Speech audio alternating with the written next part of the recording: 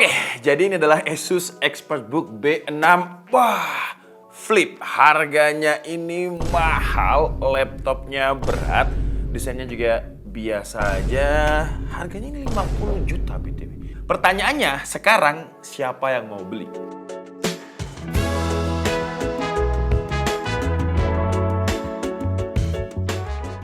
Itu pernyataan yang keluar dari mulut teman saya ketika saya mintain pendapat dia tentang laptop ExpertBook-nya Asus ini. Bahkan dia tebak harganya itu ya di range 10 sampai 20 juta. Ya pendapat orang awam lah. Ya wajar sih ketika seseorang tersebut belum tahu kegunaan laptopnya apa, cuman lihat first impresi dari desain dan juga gedenya aja. Wajar kalau mereka beranggapan kalau ini adalah laptop mahal. Tapi buat orang yang paham dan memang butuh laptop ini, mereka nggak bakal ragu untuk ngeluarin duit sebesar 50 juta rupiah untuk satu laptop. Asus ExpertBook B6 Flip ini sebenarnya udah pernah saya lihat di Computex beberapa bulan yang lalu. Kelasnya dia ini udah komersial dan juga workstation. Komersial ya, harus digarisbawahi di kata komersial dan juga workstation. Komersial, jadi tujuannya untuk cari duit. Apalagi kelasnya ini udah workstation. Wah, pasti dia udah mengutamakan kenyamanan, keamanan, performance, stability, dan juga durability. Dan karena saya sekarang nge-review laptop bisnis, jadi harus terlihat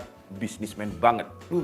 Jadi untuk prosesor, dia ini menggunakan prosesor yang bakalan jarang banget kita lihat di kelas consumer. Jadi dia pakai Intel Core i7 generasi ke-12 dengan 12850HX. Dan ada vPro feature-nya, ada badge vPro di stikernya. Sekarang pertanyaannya, vPro itu apa sih? Gampangnya, laptop yang udah ada badge atau stiker Intel vPro itu berarti di dalam chipsetnya udah dikasih dedicated hardware khusus untuk security. Kalau kita lihat di website Intel aja, di bagian security and reliability, ada banyak banget fiturnya. Kalau ngomongin security, saya sebagai orang yang nggak berkecimpung di dunia itu aja kayak ngeri ya. Karena kemarin lagi rame berita kayak bank itu nasabahnya datanya bocor. Terus datanya itu dijual sama hackernya. Terus juga ada anak SMP yang ngehack website pemerintah. Kalau kita googling aja berita tentang hacker itu banyak banget.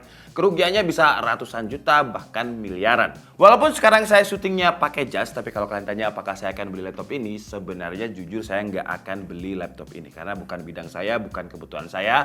Rekening di bank saya aja nggak sampai ratusan juta. Jadi kalau mau dihack ya hackernya yang rugi karena udah rugi waktu. Ternyata di rekening bank saya duitnya dikit untuk beli ini aja paling ya ngos-ngosan. Tapi buat orang yang memang di bidangnya yang butuh keamanan dan juga butuh performa yang stabil, pasti butuh si Asus ExpertBook B6 Flip ini. Karena banyak hal yang dibutuhkan oleh company atau perusahaan kalau kita ngomongin security. Security itu di kelas komersial beda dengan consumer ya, bukan sekedar security untuk fingerprint, IR kamera atau sekedar foldernya bisa dikunci.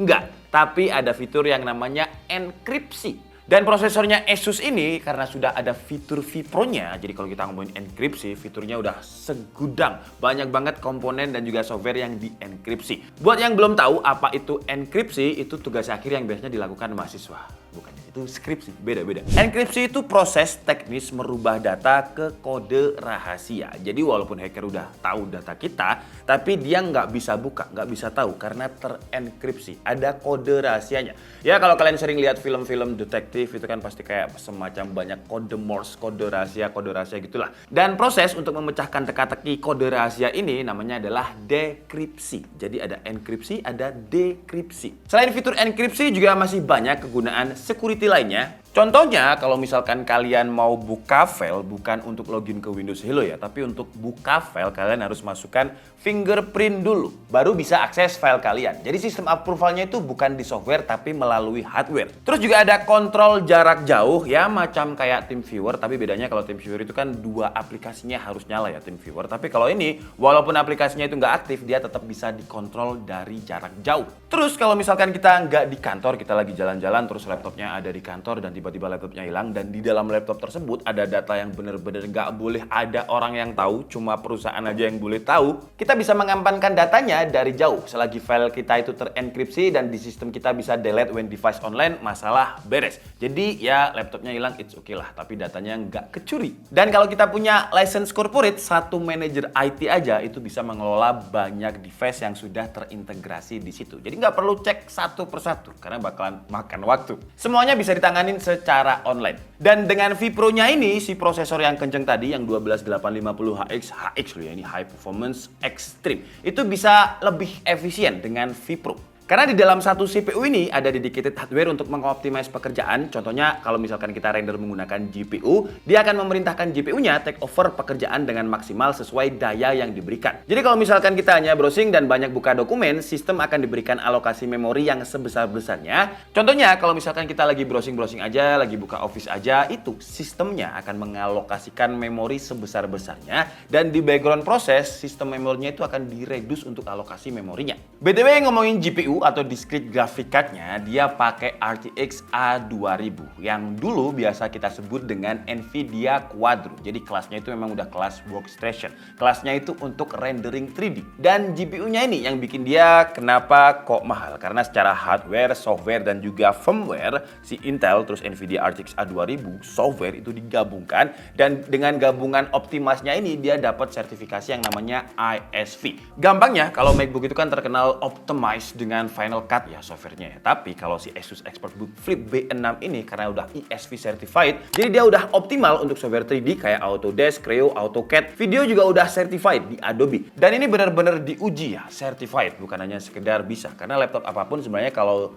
disuruh buka AutoCAD itu bisa. Buka aja tapi nggak running. Dan karena GPU-nya ini udah kelas profesional, kelas workstation, jadi di dalam GPU-nya itu juga ada hardware accelerated AI juga, yang bisa bikin proses rendering apapun sebenarnya lebih cepet ya. Mau pakai Stable Diffusion, Adobe, Blender, karena ada dedicated hardware untuk ngoptimalin dia lebih cepet. Contoh simpelnya aja, kemarin saya komparasi sama laptop gaming yang pakai Intel Core i7 13700H dan RTX 4070. Yang secara power seharusnya laptop gaming ini dayanya lebih gede, karena 4070-nya aja 140 watt. Nah, si RTX A2000 ini cuma 95 watt. Tapi ketika saya coba untuk render Adobe Premiere Pro dengan template yang sama, preset yang sama, export ke 4K juga, laptop gaming tadi mampu merender dengan durasi waktu 144 detik, sementara si ExpertBook cuma 86 detik aja. Gak cuma di Adobe Premiere Pro aja, tapi saya bandingkan juga di real world use untuk Office. Ketika kita coba benchmark di PowerPoint convert ke PDF, hasilnya ExpertBook ini waktunya 8,89 detik aja, sedangkan laptop gaming tadi 22,65 detik.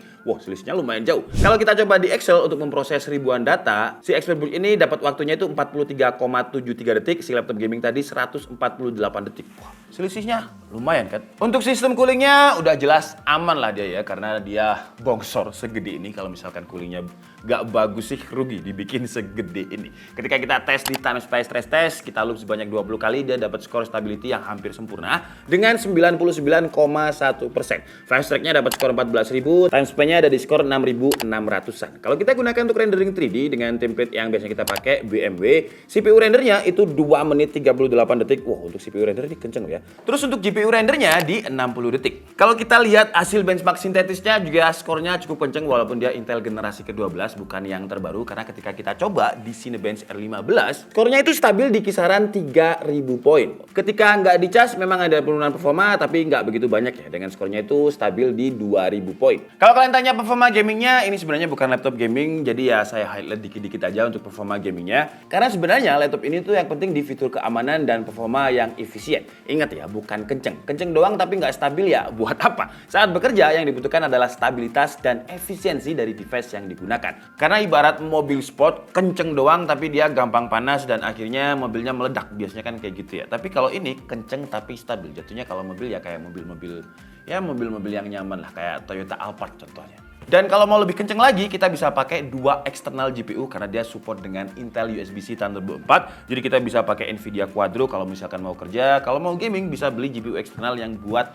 gaming, yaitu RTX 4090 mungkin. Terus kalau kita ngomongin konektivitas, sebenarnya secara port dia udah cukup lengkap ya. Tapi sayangnya portnya itu kebanyakan di kiri dan kanan. Kalau workstation seperti ini, saya lebih suka portnya itu ada di belakang. Jadi kerja itu lebih enak aja, nggak ganggu kabelnya. Kalau dari sisi desain, tentu kalian nggak bisa keren-kerenan kayak ZenBook atau ROG karena ini dibuat kerja ya, yang harusnya bukan buat mobilitas keluar ketemu klien. Karena biasanya yang ketemu klien itu yang cuma bikin PowerPoint, entah PowerPoint-nya itu dibikin atau enggak, tapi biasanya kan ya yang CEO itu biasanya ketemu klien cuman pakai laptop tipis, yang gunanya hanya untuk presentasi. Ya pakai PowerPoint doang. Kalau laptop ini karena lumayan berat ya, mobilitasnya cuma sekedar mungkin dari kantor, dari lantai 1 ke lantai 2 atau ke lantai 5, terus dari syuting dari studio A ke studio B, atau ya area kantor aja lah. Karena kalau misalkan kita bawa keluar ya bisa, tapi berat. Wah, dari tadi kita ngomongin fitur security-nya, saya hampir lupa untuk layarnya ya. Karena namanya flip, jadi layarnya ini bisa di flip. Dan kalau kita ngomongin layar, kalau dibilang bagus ya secara spesifikasi layar bagus. Tapi kalau kita ngomongin frame-nya ini tebel ya. Karena ini sekali lagi laptop workstation buat kerja, bukan laptop untuk estetik-estetikan. Tapi kalau untuk spesifikasi layarnya udah oke. Jadi layarnya ini pakai IPS dengan color gamutnya ada di 100%, DCI-B3 98%, Adobe RGB-nya 87%. Dan dengan color akurasi seperti ini udah enak banget untuk konten kreator yang profesional ya. Bukan sekedar konten kreator, tapi yang profesional. Terus hal lain yang dibutuhkan sama profesional dan juga konten kreator itu biasanya mengolah data yang gede. Dan data yang gede itu biasanya bakal butuh memori RAM yang gede juga. Nah, secara default out of the box-nya si Asus ExpertBook ini dia kasih kita RAM dengan kapasitas 32 GB, speed-nya 4800 MHz. Tapi yang unik dia ada 4 slotnya ya. Jadi kalau misalkan kita bongkar bagian dalamnya dia ada 2 slot RAM lagi yang kosong. Jadi kita bisa dengan mudah upgrade-nya kalau masih butuh RAM yang gede. Total kita bisa upgrade sampai 128 GB. Untuk storage juga kapasitasnya gede banget. Kita dikasih bukan 2 tera ya, tapi 4 terabyte storage dengan NVMe Gen 4 yang speednya jelas kenceng lebih dari 6000 Mbps. Kalau dirasa kurang 4 terabyte-nya ini, Asus juga masih nyediain slot M.2 tambahan. 4 tera sih kayaknya memang kurang ya kalau digunakan untuk konten kreator profesional karena file 3D, file video 4K itu size-nya sekarang ya gila. 30 menit video 4K itu ya sekitar 50 sampai 60 giga lah. Dan mumpung dia posisinya ngeflip seperti ini, di dalam paket pembeliannya kita juga dapat stylus yang dia udah pressure sensitivity-nya itu udah 4096. Jadi kalau misalkan kita pakai itu gambar udah serasa kayak di kertas karena kalau misalkan kita tarik garis yang ringan, dia garisnya tipis. Kalau kita tekan garisnya bakal tebel dan karena layarnya gede ya.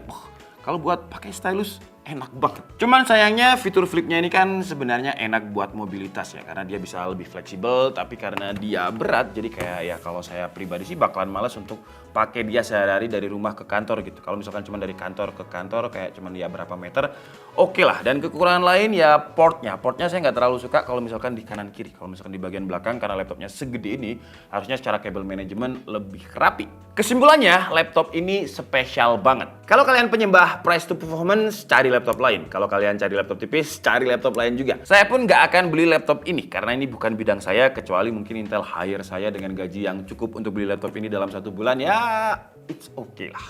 Tapi kalau perusahaan kalian itu butuhnya performance yang stabil ya. Kenceng itu belum tentu stabil, tapi ini kenceng dan juga stabil. Terus dari fitur keamanan, kenyamanan yang udah ESV certified, yang artinya bisa menjalankan software-software yang memang biasanya digunakan produktivitas oleh perusahaan. Ya ini menurut saya penting banget. Karena dengan bidang usaha kayak gitu pasti butuh device yang mumpuni. Kemarin ketika saya ke Jakarta ya, saya lihat ada 3D banner video. Jadi kayak Videotron tapi dia 3D. Dan kebetulan teman saya ada yang di bidang itu. Dan kata dia untuk ngejual satu video itu aja itu bisa kejual sampai 1M atau 1M setengah tergantung kerumitannya. Bayangin ya video kayak gitu 1M. Ini 50 juta ya balik modalnya cepet. Tapi memang ketika bikin project itu katanya sekitar 7 bulan. Jadi dengan harga 50 juta kalau projectnya udah MM-an kayak teman saya sih ya bakalan belinya itu paling bukan 1 ya. Tapi ya 3 atau 4 atau 5 lah untuk tim dia. Dan harga 50 juta ini udah termasuk Asus Expert Warranty 3 tahun yang kalau misalkan ada human error dia jatuh konslet ataupun kebakar intinya kesalahan kita sendiri Asus bakalan cover 80%. Ya dengan garansi 3 tahun saya yakin udah balik modal sih. 3 tahun kayaknya ya beli laptop terbaru lagi dari Asus karena memang bidang jasa apalagi 3D itu duitnya gede banget. Saya Dika Budi and see you on the next video. Bye bye.